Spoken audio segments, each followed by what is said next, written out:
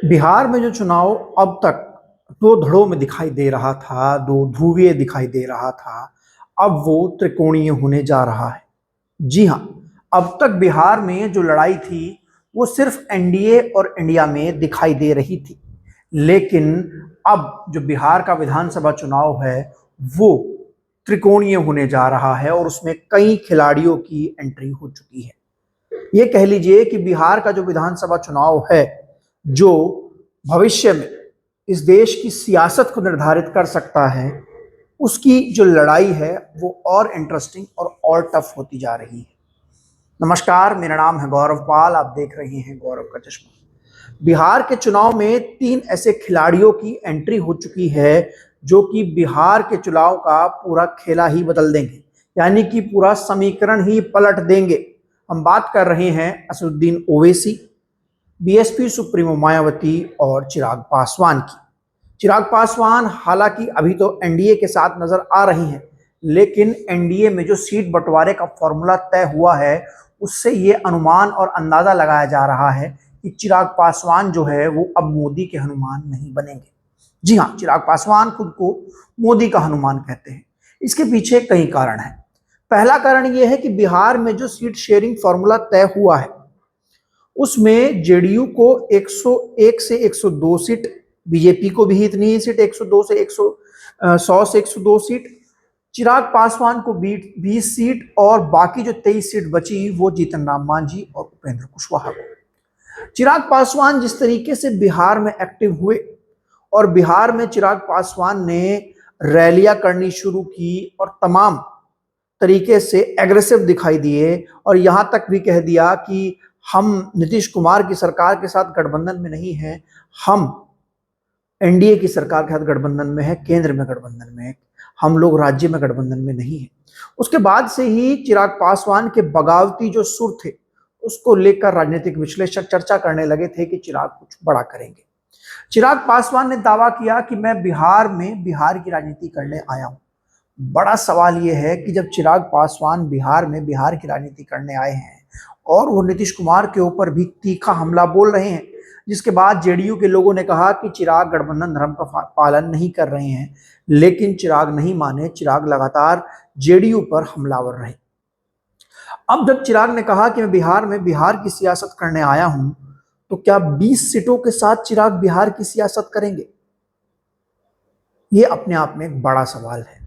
जो चिराग पासवान बिहार में अपने आप को एक बड़ा फेस बनाना चाह रहे हैं नीतीश कुमार के सामने, तेजस्वी यादव के सामने, राहुल गांधी के सामने, उस चिराग पासवान को सिर्फ 20 सीटों पर चुनाव लड़ने दिया जाएगा या फिर वो 20 सीटों पर चुनाव लड़ेंगे? जो चिराग पासवान नीतीश कुमार के सामने अपने आप को प्रोजेक्ट करते हैं एक एक ऐसे युवा के तौर पर जिसको बिहार की जरूरत है, वो चिराग पासवान क्या 20 सीटों पर चुनाव लड़कर नीतीश कुमार की 100 सीटों पर मुकाबला करेंगे? चिराग पासवान के फैक्टर को अंडर एस्टिमेट करना बीजेपी और एनडीए के लिए बहुत भारी पड़ेगा। मैं आपको बता दूं, चिराग पासवान पासवान कम्युनिटी से आते हैं और बिहार में लगभग पासवान कम्युनिटी का 6 से 7% वोट है और चिराग पासवान के पिता के कारण उनको ये पासवान कम्युनिटी का वोट मिलता है। और अब भी अगर चिराग पासवान एनडीए गठबंधन में 20 सीटों के साथ समझौता कर लेते हैं तो उनसे फिर उनकी कम्युनिटी का वोट टूट सकता है। हालांकि कुछ लोगों का यह मानना है कि चिराग पासवान जो है वो अंदर खाने बड़ी चाल चल रहे हैं और खबर यह भी है कि चिराग पासवान जो है वो अपना पाला बदल भी सकते हैं। वो इंडिया गठबंधन के साथ भी जा सकते हैं, वो एक अपना अलग तीसरा मोर्चा भी बना सकते हैं, वो कुछ भी कर सकते हैं। लेकिन चिराग पासवान को जिस तरीके से 20 सीटें चुनाव लड़ने के लिए दी गई है, उससे तो यह अंदाजा लगाया जा सकता है कि चिराग पासवान को एनडीए गठबंधन में कमतर आंक दिया है। और लेकिन जिस तरीके से चिराग की तैयारी बिहार में नजर आ रही थी उसके हिसाब से चिराग को बहुत कम हिस्सा मिला है और अनुमान ये लग रहा है, बताया जा रहा है कि चिराग जो है वो जल्दी ही एनडीए के साथ बगावत कर सकते हैं। चिराग अगर एनडीए के साथ बगावत करते हैं और चिराग पाला बदलते हैं या फिर चिराग कोई तीसरा मोर्चा बनाते हैं तो फिर बिहार के चुनाव में एक बड़ा खेला होना तय है, क्योंकि चिराग पासवान लगभग 5 से 6% पासवान वोटर का एक तरीके से उनकी लीडरशिप करते हैं। पिछली बार भी चिराग पासवान अकेले चुनाव लड़े थे और जेडीयू को डुबा दिया था। तो यही कारण है कि जेडीयू जो है वो चिराग पासवान से बदला ले रही है और चिराग पासवान को 20 सीटों पर रोका जा रहा है, क्योंकि जेडीयू भी जानती है कि चिराग पासवान अगर अकेले चुनाव लड़े या फिर इंडिया के साथ चले गए या फिर अलग कोई तीसरा मोर्चा बना लिया तो फिर एनडीए के लिए बिहार में बड़ी समस्या हो सकती है। उसके अलावा हम बात करते हैं असदुद्दीन ओवैसी। असदुद्दीन ओवैसी बिहार की सियासत का वो तुर्क का इक्का जिसको इंडिया गठबंधन, आरजेडी और कांग्रेस कुछ नहीं समझ रहे हैं। इंडिया गठबंधन में आरजेडी और कांग्रेस सबसे बड़ी भूल कर रहे हैं असदुद्दीन ओवैसी को साथ ना लेकर, ऐसा बिहार के सियासी गलियारों में लोग कह रहे हैं। असदुद्दीन ओवैसी की पार्टी एआईएमआईएम ने पिछली बार बिहार में लगभग 5 सीटें जीती थी। 4 विधायक टूट कर उनके आरजेडी में चले गए। ओवैसी ने शुरुआत में कहा कि हमें गठबंधन में ले लीजिए, लेकिन आरजेडी ने मना कर दिया और इसी बात का फायदा जो है वो ओवैसी को मिलता हुआ नजर आ रहा है।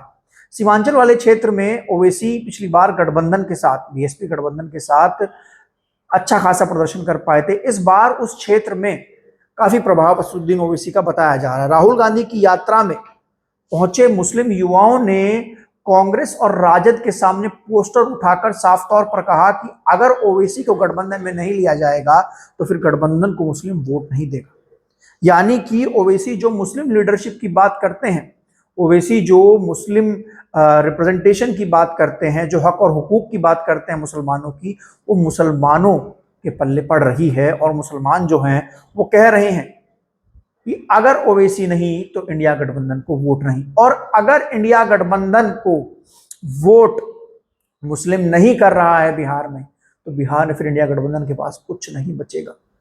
और असदुद्दीन ओवैसी अभी तो अकेले चुनाव लड़ने की बात कर रहे हैं, लेकिन अगर वो मोर्चा कोई बना ले जाते हैं बिहार में और बिहार में 7 से 8% मुस्लिम वोटर को अपने साथ डाइवर्ट कर ले जाते हैं तो फिर बड़ा खेला कर सकते हैं असदुद्दीन ओवैसी। असदुद्दीन ओवैसी बिहार चुनाव के दूसरे खिलाड़ी हैं। मैं आपको बता दूं कि जिस तरीके से मताधिकार यात्रा में जगह जगह राहुल गांधी, तेजस्वी यादव को लोगों ने घेरा, मुस्लिम वोटर्स ने घेरा और साफ तौर पर कहा कि ओवैसी को गठबंधन में शामिल किया जाए, अगर नहीं किया जा रहा है तो फिर इंडिया गठबंधन को वोट नहीं दिया जाएगा। और यही बात जो है वो राजद की समस्या बढ़ा रही है। हालांकि राजद जो है वो ओवैसी को इंडिया गठबंधन में लेने को तैयार नहीं है, क्योंकि राजद नहीं चाहती, लालू नहीं चाहते, तेजस्वी नहीं चाहते और राहुल गांधी नहीं चाहते कि मुस्लिम लीडरशिप का कोई नेता बिहार में आए, क्योंकि ऐसा करके आगे कांग्रेस को यूपी में भी उससे बहुत दिक्कत हो सकती है। क्योंकि अगर बिहार में शामिल कर लिया जाता है ओवैसी को गठबंधन में तो फिर यूपी में भी शामिल किया जाएगा और यहाँ पर मुसलमानों का वोट लेने का दावा करने वाले अखिलेश और कांग्रेस जो हैं उनको इसका नुकसान होगा। क्योंकि ओवैसी जो हैं वो एक बार अगर किसी राज्य में सत्ता में आते हैं तो मुस्लिम लीडरशिप को लेकर तमाम तरीके की बातें करेंगे और जिससे मुस्लिम वोटर जो है वो सो कॉल्ड सेकुलर दल से पीछा छोड़ सकता है। तीसरी नेता बीएसपी सुप्रीमो मायावती ने बिहार में अकेले चुनाव लड़ने का ऐलान कर दिया है। बताया जा रहा है कि बीएसपी अगले 10 दिन में बिहार में जो इलेक्शन कैंपेन है उसको फोर्सफुली इस तरीके से इंप्लीमेंट करेगी कि 10 दिन से 15 दिन के भीतर माहौल बनाने का काम बिहार में कर देगी।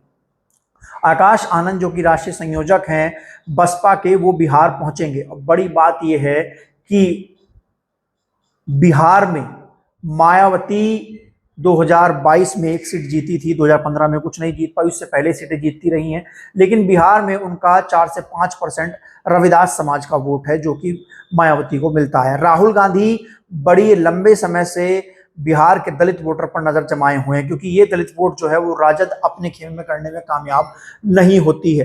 राहुल गांधी बार बार कैंपिंग कर रहे हैं बिहार में दलित वोटों को लेकर, लेकिन जिस तरीके से बसपा 10 से 15 सीटों पर तगड़ी फाइट देती हुई नजर आ रही है, जैसा कि बिहार के राजनीतिक विश्लेषक और वहां के जमीनी हालात बता रहे हैं कि बीएसपी जो है 10 से 15 सीटों पर, जिसमें बक्सर जिला, सीवान जिला, कैमूर, चैनपुर, नालंदा, गोपालगंज, ये वाला जो क्षेत्र है, यहाँ की जो विधानसभा सीटें हैं वहां पर बीएसपी जो है वो अच्छी टक्कर देती हुई नजर आ रही है। और इन्हीं जगहों से बीएसपी की वो यात्रा होकर गुजरनी है जो कि चुनाव का पूरा माहौल बदल सकती है। तो बड़ा सवाल ये है बिहार में कि आखिर जो ये समीकरण बन रहे हैं ओवैसी, चिराग और मायावती, क्या ये बिहार के चुनाव के गेम चेंजर साबित हो सकते हैं? क्या ये बिहार चुनाव में कोई बड़ा बदलाव कर सकते हैं? क्या ये अपने 5-5 10-10% वोट बैंक से बिहार की सियासत में कोई बड़ा खेला कर सकते हैं? एक बात तो तय है कि बिहार का चुनाव अब दो ध्रुवीय नहीं रहेगा, बिहार का चुनाव अब त्रिकोणीय हो गया। और बड़ा सवाल यह है कि अभी चुनाव बहुत समय है, तो क्या चिराग ओवैसी और मायावती एक साथ आ सकते हैं, या फिर ये तीनों अलग अलग लड़कर ही बिहार की सियासत में कोई बड़ा खेला करेंगे? आपको ये वीडियो, ये विश्लेषण कैसा लगा हमें लिखकर जरूर बताइएगा। वीडियो को लाइक कीजिएगा, चैनल को सब्सक्राइब कीजिएगा, ऐसे ही बने रहिएगा हमारे साथ। तब तक के लिए चलते हैं, धन्यवाद, नमस्कार।